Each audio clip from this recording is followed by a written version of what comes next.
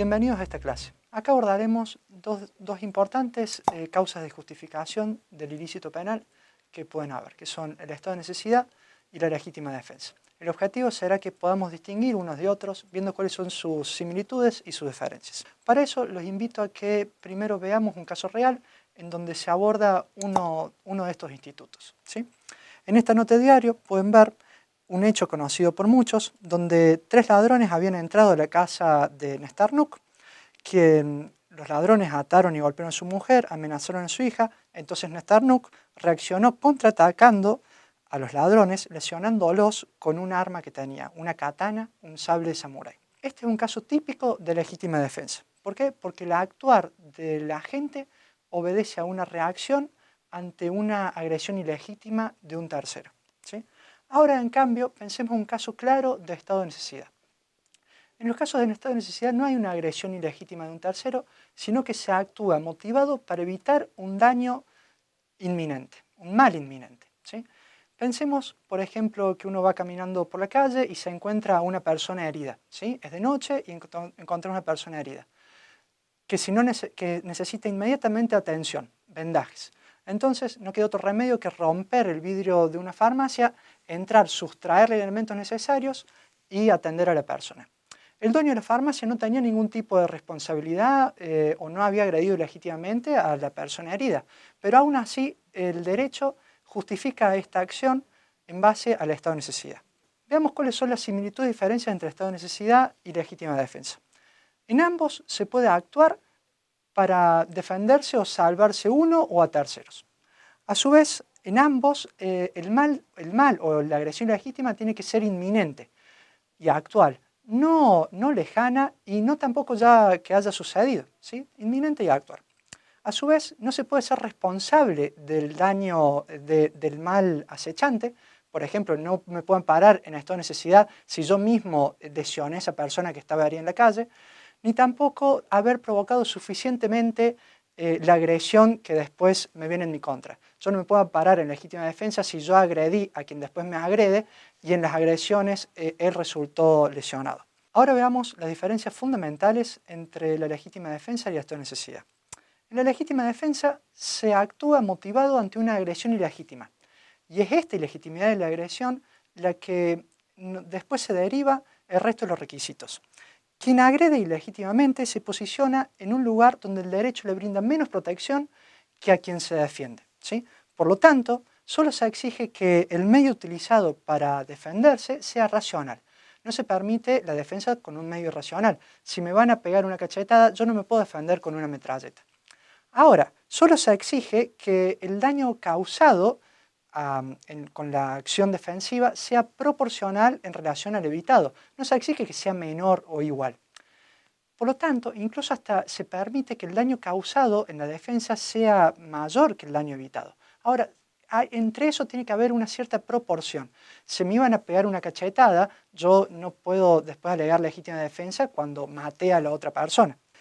A su vez, no se exige que la agresión ilegítima se hubiese podido evitar por otros medios. Si yo, por ejemplo, pudiese haber huido de la agresión ilegítima y así evitarla, eso no es una exigencia del derecho. El derecho da la posibilidad a quien está siendo víctima de una agresión ilegítima de defenderse, siempre y cuando sea racional y proporcionadamente.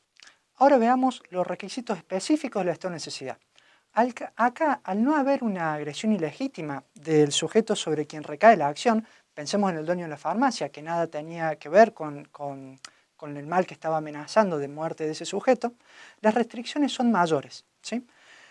Acá sí tiene que haber imposibilidad de evitar el mal por otros medios. Si, por ejemplo, cuando yo encuentro a la persona tirada en la calle, lastimada, veo que al lado hay un hospital y lo tendría que llevar primero ahí antes que dañar la farmacia, ¿sí? Era evitable el daño causado por otros medios. Y por otro lado, el segundo requisito fundamental es que el mal causado tiene que ser menor que el evitado. Solo así, si el mal causado en la acción en estado de necesidad, en el actuar salvador, es menor que el evitado, el actuar podrá ser justificado en el estado de necesidad. Vistos estos conceptos, los invito a que realicen la siguiente actividad de transferencia.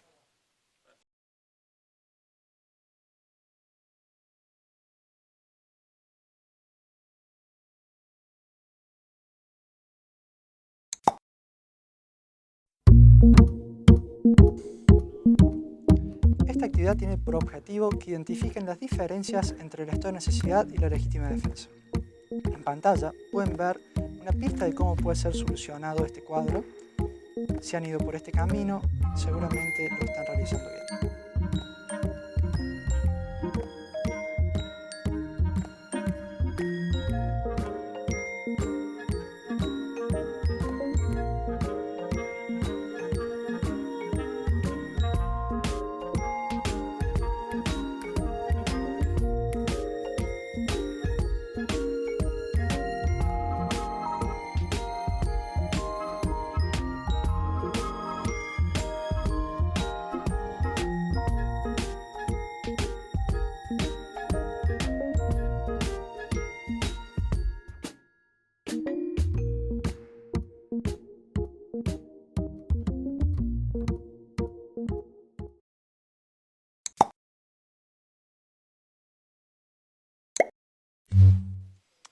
En esta clase abordaremos la culpabilidad, el último eslabón de la teoría de análisis en la teoría del delito. ¿Sí? Ya estamos ante un injusto penal, restará ver si es culpable o no es culpable. La culpabilidad funciona como un filtro para no atribuir responsabilidad penal a quien es inimputable o a quien no se le puede exigir que haya obrado de otro modo. En esta clase veremos puntualmente la imputabilidad o su contracara, la inimputabilidad. La imputabilidad es la idoneidad del autor por sus condiciones psíquicas normales para conocer la norma y motivarse a cumplirla. En contraposición, es inimputable quien no estaba en condiciones psíquicas de conocer la norma o de motivarse a cumplirla. ¿Sí? Atribuir responsabilidad penal a una persona necesariamente requiere que tenga estas actitudes, de comprender la norma y de motivar sus acciones, y de dirigir sus acciones. Esto parte del principio de culpabilidad que ustedes ya lo conocen. Ahora veamos un video que nos puede ayudar a representarnos un caso de inimputabilidad.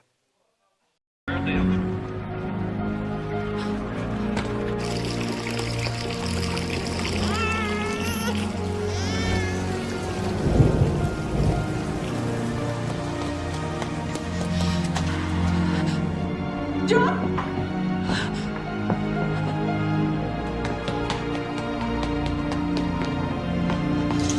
¡Ya la cerré! ¡George! ¡Mira al bebé! ¡Falta una más! No. ¡Ahora voy! Ya, bebé. Charles lo cuida, no pasa nada. No hay nadie aquí. Pobrecito. Charles lo cuida. No hay nadie aquí. ¿No puedes verlo? Porque es invisible. Yo puedo verlo por un químico que llegó a mi sangre cuando mi implante se disolvió. No te lo dije porque te protegía. ¿Sabía lo que estaba haciendo el personaje de esta película? ¿Es responsable, por ejemplo, de tentativa de homicidio por falta de los deberes a su cuidado, cuando nos decía que al bebé lo estaba cuidando su amigo imaginario? Aquí se observa un caso claro de inimputabilidad por falta de salud mental. Cuando hay una alteración morbosa de las facultades psíquicas de las personas que le impide reconocer la realidad, es un caso de inimputabilidad. Casos de esquizofrenia, de enajenados mentales, son casos de inimputabilidad. ¿Por qué? Porque no hay representación de la realidad. En igual sentido, tiene que tratarse a los casos de insuficiencia mental, ¿sí? Aquellos casos de idioticia o de debilidad mental, si no pueden tener aptitud para conocer la norma o dirigir sus acciones y representarse la realidad, son casos de inimputabilidad. Ahora, veamos otras causas. Por ejemplo, los menores de edad. Un niño que roba a otro, ¿sí? Un menor de 16 años que roba a otro. El derecho presupone, y sin prueba contrario, que todos estos casos no son pasibles de tener responsabilidad penal. Son todos casos de inimputabilidad. Ahora, ¿qué pasa con los estados de inconsciencia causados por el consumo de drogas y alcohol? Una persona que comete un delito y en un estado absoluto de inconsciencia. Acá, para que proceda la excusa de inimputabilidad, ese estado de conciencia no tuvo que haber sido autoprovocado por el sujeto para cometer el delito. Si uno se droga o se alcoholiza para ir a cometer un delito, después no puede excusarse por inimputable y va a responder penalmente por el hecho cometido. Esto es lo que se conoce como actio libera in causa. Vistos estos conceptos, los invito a que realicen la siguiente actividad de transferencia.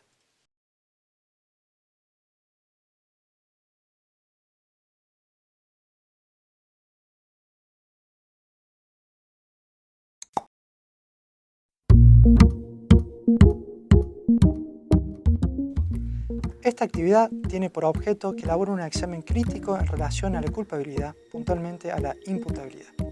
Observen en este ejemplo cómo puede ser completado el cuadro.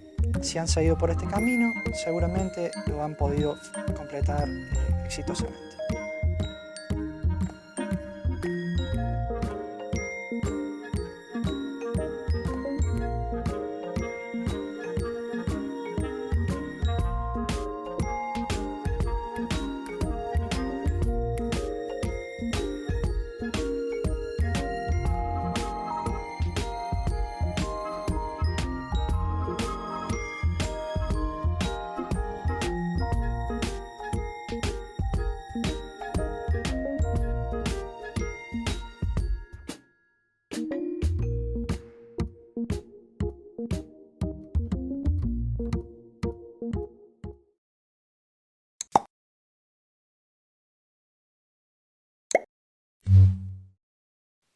Continuamos con la clase. Ahora abordaremos las etapas de realización del delito, el iter criminis. El objetivo será que podamos identificar una etapa de otra. Para eso los invito a que hagan una línea de tiempo junto conmigo. En una primera etapa, en una etapa interna, tenemos a los actos de pensar, de imaginar, de decidir cometer el delito, cómo hacerlo, planificarlo. En realidad no son actos, son pensamientos, transcurren en una fase interna de la persona y por eso no son punibles, ¿sí? No hay exteriorización y por el principio de exteriorización no pueden ser punibles. Después de eso ya pasamos a una etapa externa. Primero, en la etapa externa tenemos los actos preparatorios del delito. Salir a buscar una máscara, una soga, una cinta para atar a la víctima, ir a la ferretería y comprar todo eso. Todos estos actos en sí de preparación para el delito, que ya tengo decidido cometer, no son punibles. ¿Por qué? Porque no producen lesividad alguna y por el principio de lesividad estas conductas no pueden ser delito, salvo que estén expresamente previstas como delitos por el Código Penal, como por ejemplo la asociación ilícita. El 210 del Código Penal establece que si un número determinado de personas se reúnen para planificar y cometer delitos, eso es una conducta penalmente reprochable. Entonces, en principio, los actos preparatorios no son punibles. Después, en la etapa externa, ya tenemos una etapa externa punible, que es cuando hay un principio de ejecución del acto, ¿sí? ¿Cuándo hay principio de ejecución? Cuando hay actos demostrativos de la intención delictiva del agente, ¿sí? No necesariamente realizar el verbo típico, por ejemplo, tironear la cartera, sino cualquier acto que ya demuestre esa intención delictiva. Si a mí me agarran forzando una cerradura de un auto, no me van a imputar el daño de la cerradura, posiblemente me imputen tentativa de robo de un vehículo dejado en la vía pública. Ahora, un delito que ya ha empezado a ejecutarse puede que no llegue a consumación. Y eso puede suceder por desistimiento o por causas extrañas a la voluntad de la gente. El desistimiento tiene que ser voluntario y en los casos de desistimiento el Código Penal establece que no va a haber pena para el agente que oportunamente desistiere. Ahora, hay que diferenciar qué clase de desistimiento tiene que ser, si tiene que ser activo o pasivo. Si estamos ante un caso de tentativa inacabada, donde yo no había hecho todo lo que tenía que hacer para que se produzca el resultado, por ejemplo, había agarrado mi arco y mi flecha y había apuntado a una persona, pero todavía no disparé, basta con que no dispare para desistir voluntariamente.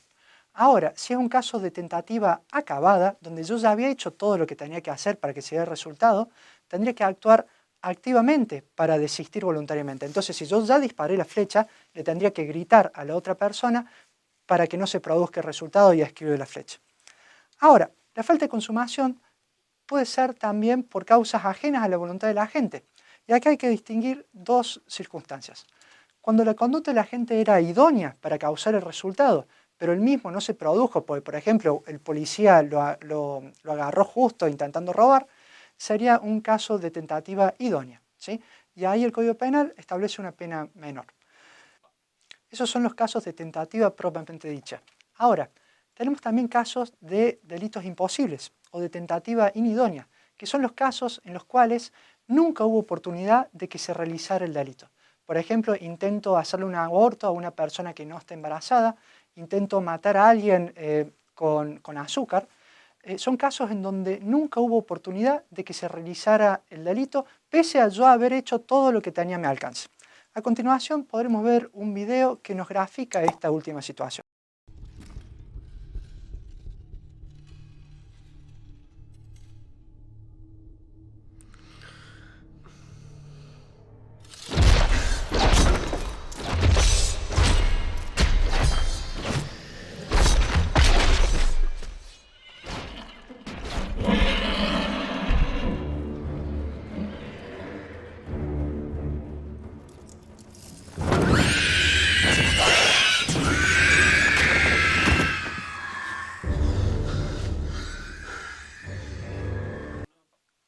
Estos casos de tentativa inidónea pueden ser disminuidos en su pena o hasta exonerados de pena según la peligrosidad demostrada por el autor. Por último, tenemos la etapa de consumación, que es cuando se realiza el típico, y la etapa de agotamiento del delito, que es cuando el autor del delito logra la finalidad y el objetivo que tenía para sí. Ahora los invito a que realicen la siguiente actividad.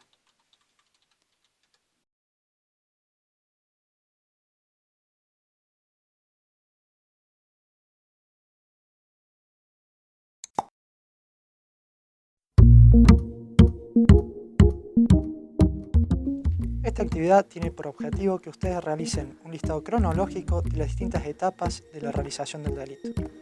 Acá les dejo una pista de cómo puede ser completado ese listado. Si han seguido por este camino, seguro lo han logrado exitosamente.